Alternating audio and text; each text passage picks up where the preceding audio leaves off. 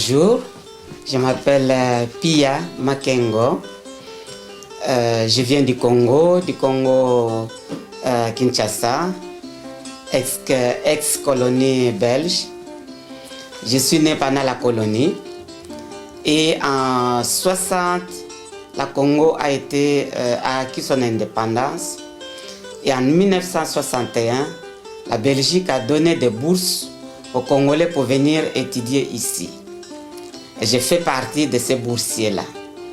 Parce qu'au Congo, il n'y avait pas d'élite qui pouvait tenir le pays. Parce que la Belgique, pendant la colonie, n'a pas fait grand-chose. Alors maintenant, là, on a profité pour permettre aux Congolais de venir étudier ici pour constituer une élite. Alors je suis arrivé le 24 août 1961. Alors nous, dans notre tête, on a toujours cru que tout était blanc, même la terre.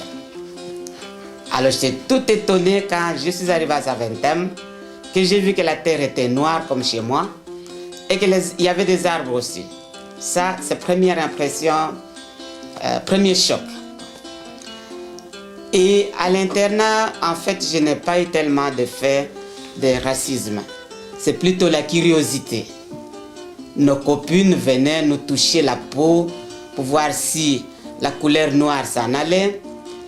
Et une chose qui m'a marqué, ça il faut que je le dise, un jour, 62, une copine m'appelle, me dit ça, Pia, viens me montrer ta queue. Je dis pardon. Oui, mais par les noirs, vous avez une queue. Ah, j'ai dit oui, c'est vrai, j'ai oublié. Viens avec moi à la toilette. Nous sommes allés à la toilette. Je me suis déshabillé pour lui montrer ma queue. Elle n'en a pas trouvé. Je lui ai dit, tu vois, on n'a pas de queue. On est comme tout le monde. On a rencontré des communautés marocaines, mais nous n'étions pas en relation comme aujourd'hui. Et en 68, je suis rentré chez moi travailler. Je suis guide, moi, depuis longtemps, des mouvements de jeunesse. Et dans mes activités guide, j'ai rencontré mon mari, qui était un jeune belge de même âge que moi, mais qui était aussi au Congo dans le cadre pour ne pas faire le service militaire. Ça s'appelle comment? Aujourd'hui, j'ai recréé notre association qui s'appelle FIREFEC, le Forum interrégional des femmes congolaises d'une province qui s'appelle le Bandundu, qui est ma province. La banque a proposé des postes au Congo. Alors nous sommes partis. Voilà, en 77, on est rentré. Avec les enfants? Avec les enfants, on est rentré chez moi, chez nous. Et voilà, on a évolué. Et puis on est revenu ici en 88. Et là, j'ai enseigné dans des écoles ici. Une nouvelle vague d'immigration. Parce que nous, on n'a pas une immigration comme les autres. Parce que nous, on ne venait pas travailler. Nous, on venait pour étudier. Mais maintenant, l'immigration qui arrive, une partie, à part les étudiants, c'est quand Mobutu a quitté son poste, il y a eu beaucoup de réfugiés politiques qui sont venus. Ça, c'est notre aussi immigration. Alors, il y a une autre petite immigration, sont ceux qui viennent par leurs propres moyens, qui fuient la misère là-bas, qui traversent l'Afrique entière, surtout l'Afrique blanche, vous connaissez, le Maroc, la Tunisie, ils font un parcours par là. Ils arrivent par l'Espagne. Souvent, ce sont les gens qui sont noyés dans la mer. Bon, ceux qui arrivent, c'est aussi notre immigration. Ils sont venus par leurs propres moyens. Les personnes âgées d'abord sont très perdues. Très perdues, ils ne s'habituent pas à la mentalité d'ici. Ça, vraiment pas. Pas seulement question de nourriture, mais la mentalité. Chez nous, on est des gens ouverts. Et on va chez l'un, on va chez l'autre. Ici, tout est fermé. Alors pour les jeunes, ça c'est le grand problème. Pour les jeunes, les 3/4 des jeunes ne vont pas à l'école. Pourquoi? Je vous explique. Il y a beaucoup d'étudiants de mon époque qui sont venus à cause de la situation politique au pays de Mobutu, sont restés ici avec de gros diplômes universitaires. Alors qu'avant, il fallait être belge pour travailler ici. Et eux, ils n'étaient pas belges. Ce qui fait que sans trouver un travail. Les femmes au moins allaient faire le ménage. Mais les hommes. Et alors maintenant, et ils ont eu les enfants. Les enfants disent, moi mon père a 3-4 diplômes universitaires. Il ne travaille pas. Pourquoi moi je vais passer mon temps à l'école? Et c'est comme ça qu'ils font du banditisme. Il y a beaucoup de groupes de jeunes de chez nous qui traînent. On essaie de leur parler, nous, en tant que grand-mère, mais ça ne porte pas beaucoup de fruits. Et les parents ont perdu tout pouvoir. Parce qu'ici, quand tu essaies de corriger un enfant, l'enfant va appeler la police. Surtout nous, les parents africains subsahariens, ces problèmes-là, nous les vivons, mais vraiment péniblement. Mais heureusement, il y a encore des exceptions. Il y a encore des cas des enfants qui vont encore quand même à l'école et qui ont conscience qu'il en va de leur avenir. Voilà, moi je vais parler de mon parcours, de l'immigration, la mienne qui est italienne et même sicilienne, parce que c'est peut-être différent, je pense. Moi je suis arrivée, j'avais 4 ans quand je suis arrivée en Belgique. Et mes parents ont immigré parce qu'il y avait énormément de pauvreté, ils étaient paysans. Et donc, il n'y avait plus rien à manger, la terre ne produisait pas. Et donc, mon papa avait une sœur en France qui travaillait dans la métallurgie à Metz et puis qui a immigré à Bruxelles et qui a fait venir mon papa. Et donc, on est arrivé... surtout, mon papa est d'abord parti en Hollande et en Suisse tout seul, parce qu'on avait besoin d'énormément d'Italiens, de main-d'œuvre dans la restauration. Maman a pris un train toute seule. Mon frère, on est sorti de notre Sicile, on ne savait pas c'était quoi un train. Et donc voilà, on est arrivé à Milan, puis notre oncle, un oncle, est venu nous chercher à Milan, c'est pas mon papa. C'est le premier homme que ma sœur a vu, parce que mon papa, elle ne l'avait jamais vu.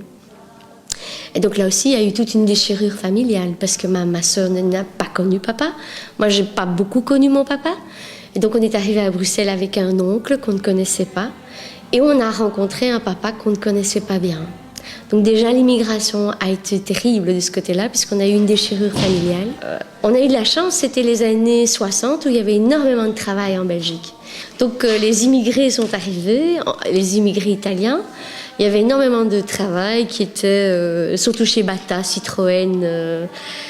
Donc c'était vraiment les grandes entreprises et donc papa a trouvé du travail très facilement et ma maman aussi.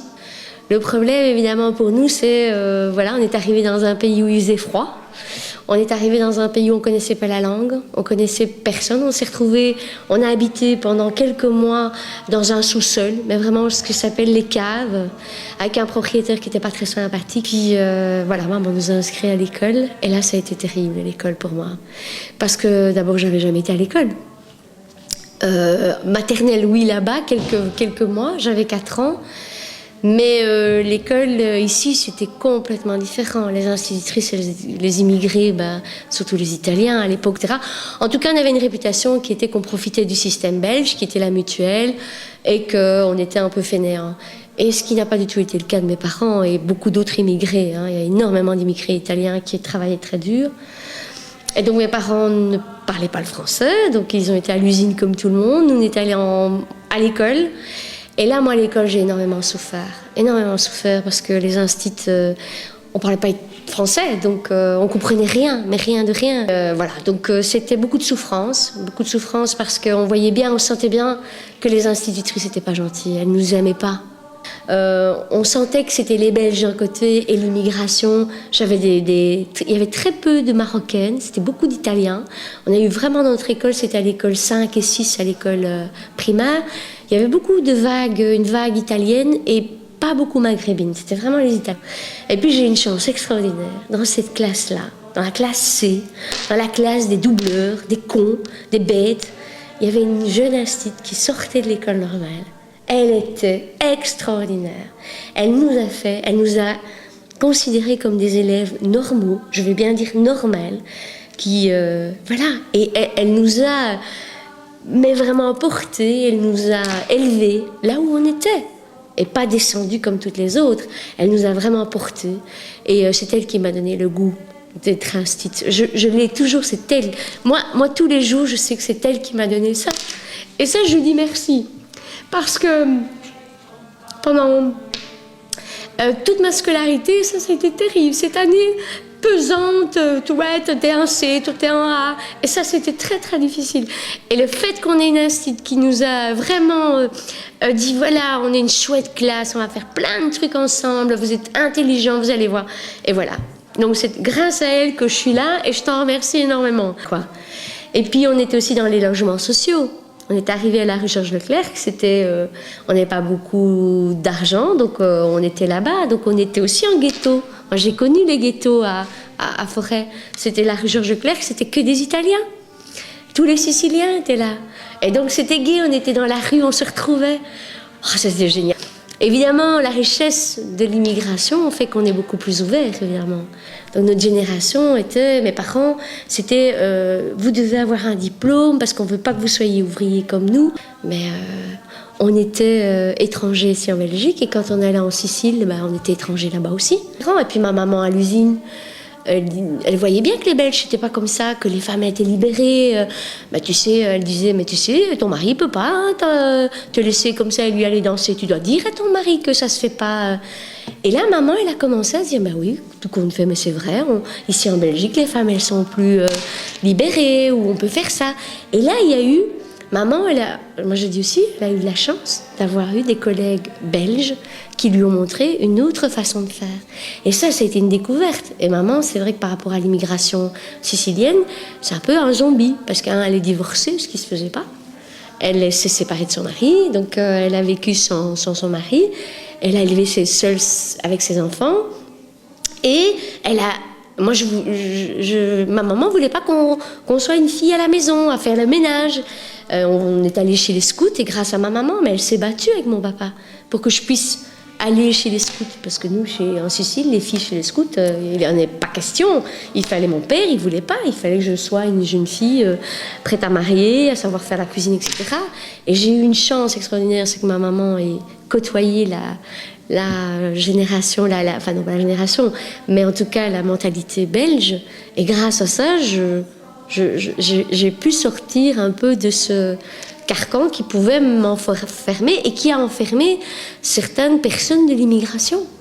Une immigration est une déchirure. Moi, je peux te dire, je sais pas où est mon pays. De cœur, c'est la Sicile.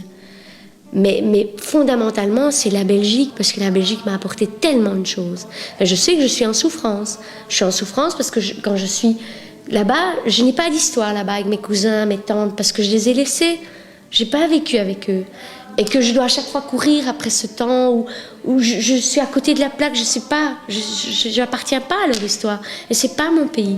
Alors mes parents, ma maman, ce qui est incroyable, c'est qu'elle a toujours voulu qu'elle ne voulait pas aller en Sicile. Et elle est retournée, elle a 75 ans, et il y a 5 ans, elle est retournée là-bas. Mon papa n'a jamais voulu, et il n'est pas retourné.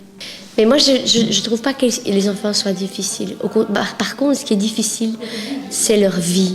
Parce que moi, je n'ai pas vécu l'immigration de survie. Eux, c'est de la survie. Et moi, ce que je leur apporte, c'est du beau. Quand ils sont en classe, c'est du beau. Moi, j'ai beaucoup de Brésiliens, j'ai beaucoup de Maghrébins, beaucoup de Portugais. J'ai énormément de Portugais. Polonais. Donc, la majorité, c'est beaucoup de Portugais, Maghrébins, Brésiliens. Et donc voilà, et c'est vrai que ça, c'est une immigration qui fait peur. Moi, elle me fait terriblement peur. Parce qu'eux, ils ont de la violence. Parce qu'il y a de la violence économique que nous, on n'avait pas. On avait de l'argent. Mais on n'avait pas... moi, je savais que quand je rentrais, ma maman, on a manqué de rien du tout. Par contre, eux, il manque énormément de choses, de beaucoup de choses. Et quand tu leur apportes, ils sont tellement heureux. Je crois que c'est une belle réussite pour l'immigration italienne. Moi, en tout cas, tous ceux avec qui j'ai émigré, Bon, on s'en est super bien sortis. Il y en a qui ont fait des très bonnes études, et puis on est super bien intégrés. Enfin, j'aime pas ce mot-là, mais il y a d'autres préoccupations. On dérange plus, nous, hein. Ça dérange plus les Italiens. Voilà, je m'appelle Riyad Mzid. Je suis de Tanger et du Maroc. Je suis arrivé en 1966. Le jour que je suis arrivé, j'étais embauché à la STIP comme conducteur de tram. Et après le conducteur, j'ai passé en OMC, ça veut dire chauffeur de bus. Et à ce moment-là, la Belgique, c'était un paradis. Un paradis, on dit un paradis. Il y a de la confiance totale. On fait tout ce que tu es de le faire, tu peux le faire. C'était une vie agréable. Même qu'il y avait de la neige, c'est pas comme maintenant, il y a partout. Si par exemple, si on va traverser au magasin, on va au magasin, il y a chaque fois, tu trouves du feu. Tu trouves du charbon parce qu'il pompe tellement froid, il y a chaque 200 mètres ou 150 mètres, il y a des tonneaux avec de poêles de charbon pour se chauffer dans les rues. Depuis 1974, ça commence le dégât. Et après, lorsque j'ai fini avec la STIP, j'ai travaillé quelques années dans la STIP, j'étais obligé de faire mon métier parce que j'ai un diplôme de tourneau-mécanicien au Maroc. Et je demandais que je dois faire mon métier. À ce moment, j'ai fait mon métier jusqu'à mon âge maintenant. Parce que depuis 66 jusqu'à combien? Oui, maintenant, à peu près 50 ans que je suis en Belgique. Hein. Nous étions à l'atelier, c'était à Bruxelles. À ce moment, on a déplacé à As avec les Flamands. Mais on n'a jamais de problème ni avec les Flamands, ni avec tous les nationalités, on vit ensemble. Mais moi, je dis, ce que je vois à ce moment-ci que je suis maintenant, j'arrive à 72 ans, c'est pas l'âge que je suis rentré en Belgique à 18 ans. Il y a beaucoup de différences. Il y a beaucoup de différences. On a toujours le respect de tous les voisins. De tous les voisins. Et maintenant, c'est la même chose, les contacts entre les gens et tout? Non, les contacts, non. Les anciens, oui, mais les nouveaux, je ne les connais pas. Il habite à côté de moi, il habite avec moi, je ne les connais pas. Parce que moi, j'ai peur. Oui, j'ai peur, c'est vraiment. Hein. Tu dis bonjour à quelqu'un, il te gifle. Ou bien il t'emmerde, ou bien il t'écrase sur ta figure. Mais c'est pour ça qu'on fait toujours la distance. La distance. C'est mieux pour moi et c'est pour tout le monde. Hein. Les anciens, c'est toujours, même les voisins belges et tout ça, il y en a ceux qui sont décédés, j'étais avec eux en église et tout ça, et ils sont contents de ça, même que je suis un musulman, ça me fait pas mal pour l'église ou bien n'importe quelle religion, c'est toujours, toutes les religions, ils demandent de faire de bien, il ne faut pas faire de mal. C'est ce qui est important dans la vie. C'est pas que je suis catholique ou bien je suis un musulman, je suis un juif, ça, il n'y a pas de frontière. Dans la religion, il n'y a pas de frontière. Toutes les religions demandent une seule chose, faire de bien. Mais pour mes enfants, moi, je n'ai jamais de problème avec mes enfants. J'ai 7 enfants, il y a 20 petits-enfants, mais il n'y a pas de problème. Mais il y en a des gens, malheureusement, c'est une catastrophe. La première génération de ceux qui sont arrivés, comme nous, on a apporté quelque chose de bon à la Belgique. On a travaillé partout. On a tout travaillé partout. On a respect partout. On n'a jamais de disputes. On va dans toute la Belgique. Et surtout lorsqu'on a par exemple un congé samedi ou bien dimanche, tout ça. Et c'est toujours, on ne reste pas ici à Bruxelles. C'est toujours soit Thème, soit Antwerp, soit à tous les endroits de Belgique. Mais c'est toujours les bienvenus, surtout les Marocains. Moi, j'étais comme chauffeur de bus ou bien dans le tram, et toujours, chaque fois, la plupart, 2 ou 3 par semaine, quelqu'un qui monte. S'il vous plaît, monsieur, vous êtes Marocain, je lui dis, je suis Marocain. Voilà les cartes visite, s'il vous plaît. Si vous connaissez quelqu'un, tu peux le... Et c'était comme ça. Et comme l'immigration était rare à ce moment-ci, il n'y avait pas beaucoup du monde comme maintenant. Ce que j'ai dit, Moi, je suis pas un politicien. Je rentre pas dans la politique, tout ça. Mais ce que je vois, par exemple, comme là, dans le gouvernement, ici, c'est ce qu'ils ont maintenant, ils n'ont pas dans la ligne droite.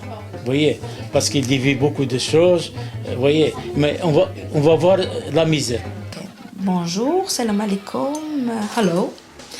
Je m'appelle Ihsan Lagmish. Je suis née au 1973, 27 avril. J'ai 40 ans. J'ai 6 enfants. Je suis mariée avec une bruxelloise. Je suis venue en Belgique au 1991. Et quand je suis venue, je n'étais pas tellement contente parce que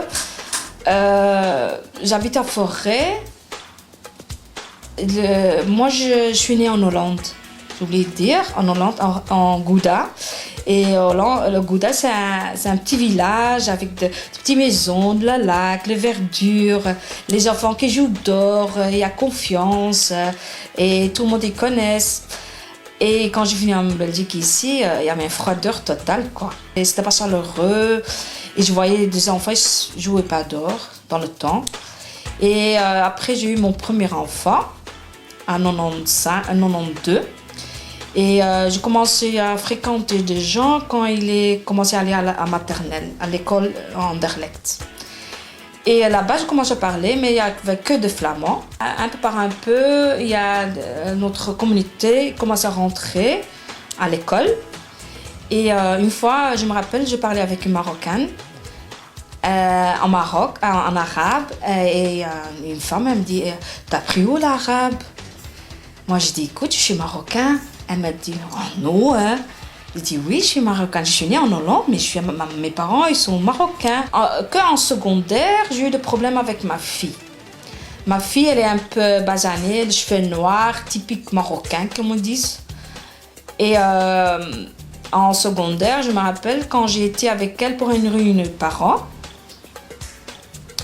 je parle un peu en néerlandais. Toen ik een vergadering had met de titularis van mijn dochter. En die geloofde niet dat ik de moeder was van mijn dochter. En ik zei van nee, ik ben de moeder van mijn dochter. Ze zei nee, bent u de moeder? Ja, ik ben de moeder van mijn dochter. Omdat ik natuurlijk licht ben en mijn dochter donker is. En toen zei ze van welke origine bent u? Ik ben een Marokkaan. Oh, zei ze toen. En vanaf die dag begon echt voelen tot mijn dochter voelde dan echt dat ze aan de kant geschoven was omdat ze een Marokkaan was. Maar mijn dochter was aan de kant gezet omdat ze een migrant was, een Marokkaan. Ik ben wel in Nederland geboren. Ik ben afkomst van een Marokkaanse mama en Marokkaanse papa. Maar ik voelde me niet zo. En nu, toen ik in België was gekomen, voelde ik echt, toen mijn kinderen in de secundair was, voelde ik er echt van, hey, het klopt iets niet. We zijn immigranten. En dan noemden ze ons, ja, jullie zijn immigranten. En die woord had ik eigenlijk in die tijd, toen ik klein was, nooit gehoord. En nu voel ik echt veel racisme op school. Ja, racisme, niet letterlijk, mais figuurlijk. Et ça veut dire quoi? Racisme à l'école, ça veut dire quoi? Je me sens...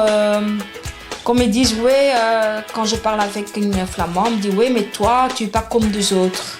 Ça veut dire quoi comme des autres? Parce que je mets pas le foulard, je suis blonde, pas comme des autres, ça veut dire les autres. Ils sont aussi bien éduqués, ils sont aussi faits d'université, leurs enfants sont bien, parce qu'ils apportent un foulard, parce qu'ils sont 100% marocains, mais moi aussi je suis 100% marocain. Je me rappelle une voisine à nous, ici en Bruxelles, elle me disait, mais non, écoute ma fille, que toi t'as rien à voir avec des Marocains. Je dis, mais je suis marocain. Mais non, tu es une autre... Elle m'a dit race. Je dis quoi, marocain? Il y a une seule race, pas deux races. Hein?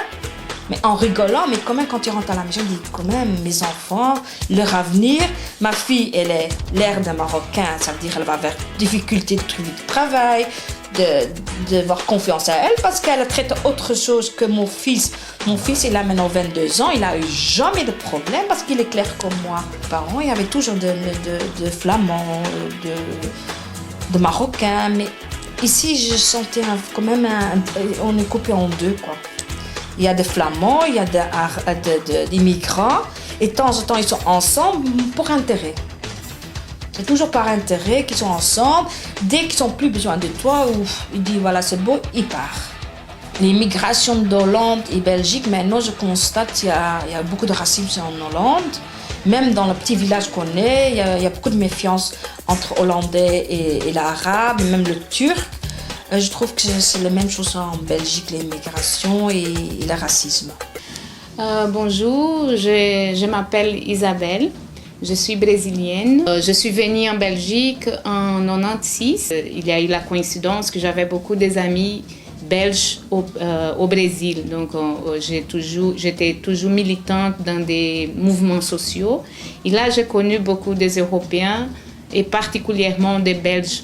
Et en arrivant ici, 5 jours après, je suis tombée sur l'homme qui est mon mari depuis 18 ans. J'étais bien accueillie, j'avais des amis, j'avais un amoureux.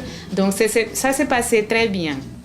Et après quelques années, avec mon mari, on a rentré au Brésil pour travailler. Donc on a passé 5 ans au Brésil et puis on a rentré, on est allé en République dominicaine et ça fait 8 ans qu'on est de retour en Belgique. J'ai décidé de créer l'association dont je travaille maintenant en tant que bénévole. Puisque c'est là que j'ai commencé à sentir tous les problèmes de l'immigration. Après les 2001, c'était les chocs contre les tours aux États-Unis, alors on a eu une grande vague d'immigration ici, puisque les États-Unis sont devenus très, très restreints. Et maintenant, on a ici plus que 50 000 Brésiliens qui habitent en Belgique. C'est une immigration, disons, nouvelle. En fait, elle est irrisoire par rapport à d'autres migrations, comme la migration marocaine, la migration congolaise. Mais je dis, bon, bref, déjà que les gens ici disent que je suis déjà très diplômée, je vais faire quelque chose de ma part. Je vais créer quelque chose avec ces diplômes que j'ai, ces expériences, ces connaissances. Et c'est de là qu'a surgi l'association alternative. En habitant ici, on commence dans le quotidien à voir toutes les barrières, tous les obstacles qu'un immigré, je pense que c'est quelque chose lié au phénomène de l'immigration. D'abord, on arrive ici, on ne se sent rien, puisque toute cette connaissance, toutes ces études qu'on a faites dans nos pays, ici, ça ne vaut rien. Et il y a déjà un préjugé, donc si on vient de pays du Sud, n'importe quel, notre diplôme, ça vaut moins qu'ici. On a un slogan de notre association qui dit alternative pour la construction d'une citoyenneté créative et planétaire. Planétaire dans le sens qu'on vit dans une seule planète. C'est notre maison. N'importe où on va, que ce soit au Maroc, au Brésil, au Congo, en Belgique, on est dans la même planète. On est tous des êtres humains, on a la même essence. Il y a les stéréotypes de n'importe quelle migration. On est connu par nos stéréotypes, donc la femme brésilienne, qui est la femme ouverte, prête à tout, les carnavals, les footballs. Donc ça c'est du coup ça rapproche les gens, puisque tout le monde dit ah oui, sont les Brésiliens, ce sont des gens très comment dire, contente et ouverte et joyeuse. Mais c'est ça. Et, d'après ça, c'est une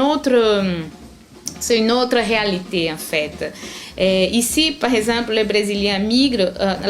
La migration brésilienne est économique, purement économique, puisque on vit une démocratie au pays. Le Brésil est devenu un pays émergent qui développe économiquement, fait partie de pays BRIC. Donc, les 5 pays émergents, c'est la Chine, le Brésil, la Russie, l'Afrique du Sud et l'Inde. Et a un essor, au moins dans les 10 dernières années, il y a eu un essor économique, mais malgré tout, les gens, ça ne touche pas à tous les niveaux, hein, cette croissance. Donc, il y a pas mal de gens qui viennent encore à la recherche d'une vie meilleure ici et se retrouvent, en arrivant, par exemple, en Belgique, se retrouvent en état de précarité parce qu'il n'y a plus autant de boulot qu'il y avait avant. La grande majorité, c'est illégal. On a à peu près, officiellement inscrits, par exemple, au consulat brésilien, 3000 Brésiliens, 3500.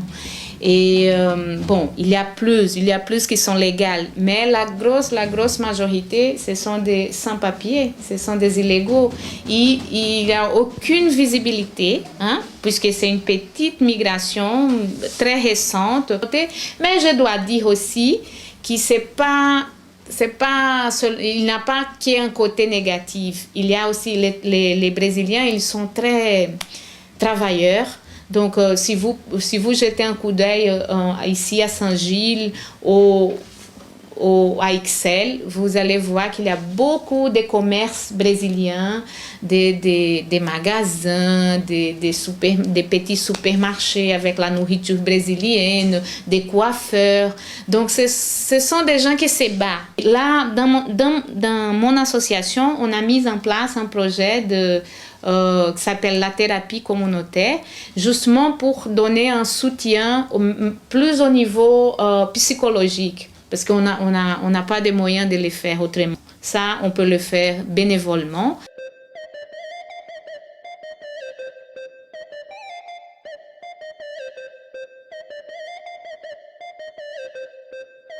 ولد الصحراء والجمل والسقيا الحمراء والنخل حمرا ونجمة بالخضر. أنا مغربي